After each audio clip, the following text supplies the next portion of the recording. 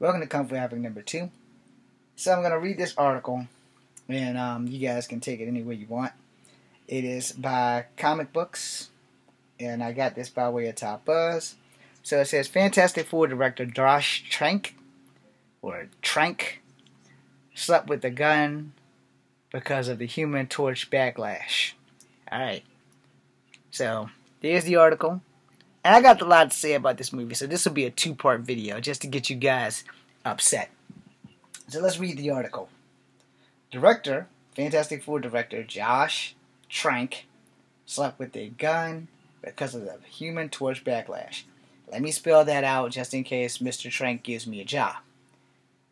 Josh, J-O-S-H, Trank, T-R-A-N-K, like tank but with an R. Alright. Mad respect to you, by the way, because I actually liked that movie. I only have one complaint, and you might not like what I have to say, Mr. Trank, but I'm going to say it because I like the movie. Sue Storm should have also been black. That's it. I'll get into that part in the second video. So first, let's go.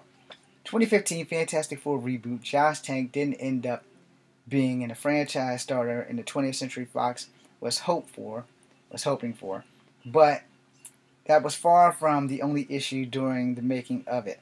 Trank recalls quite a few of the issues in development in a new interview with Polygon, giving an honest and revealing look at making the movie and everything the process brought with it. During the interview, subject Michael B. Jordan being cast as the Human Torch comes up. Something Tank interesting and early in development. There was some pushback from certain parts of the fandom because they wanted Johnny Storm to be white. That's not on there. In general, after the casting was announced, Trank reveals just how serious things got as a result, saying he slept with a gun after numerous death threats and disturbing messages were sent his way. For a world I grew up in, racially intense Los Angeles, where we used to see white superheroes, some of my friends were black and should have been black superheroes. See? Good job, Mr. Trank. I felt while being positioned of power, I could change the system a little bit, Trank said about casting Jordan. After that announcement, Trank noticed a small but very vocal group of protesters in the film casting a black actor to play a white character in the comics. Trank would work for Nick Fury. Trank would write the essay subject EW, asked people why to remove the listen to someone of the creators, Stan Lee, who endorsed casting. Unfortunately, that didn't stop the threats. I was getting threats by IMDb messages boards saying that we were going to shoot me.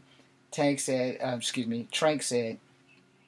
revealed that he kept a .38 special loaded on his nightstand just in case. I was so effing paranoid during that shoot. Trank said, if someone came into my house, I would have ended their effing life. I'm trying to be polite because, YouTube's jumped down my throat before about my language, I guess, not being child appropriate. You were in the headspace where people want to get you. You think I'm going to defend myself. Trank returned the gun to the production Fantastic Four wrap-up. Just goes to be intense things got while they were there. Things are better these days, though, as Trank has a new project in Capone that he especially is passionate about, and it sounds like the production process will much lighter way of fun than the Fantastic Four. Disclosure Comics is owned by CBS Interactive Division Viacom. Alright, cool beans. So, I'm going to read some of these comments before I go into my personal rant, and my second video will probably be for that.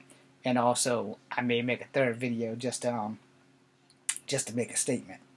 Alright, so, one guy, SP, he says, yep, movie sucked and the Human Torch was a bad actor, and how on earth was him and the other girl, brother and sister, SMH, I don't know what that means, the story was trash. VC, appropriations, that's not just for black people. And FJ, Johnny and Sue Storm were brother and sister. What were you thinking? Alright, so I'm going to play devil's advocate on this, and you can see that in the next video.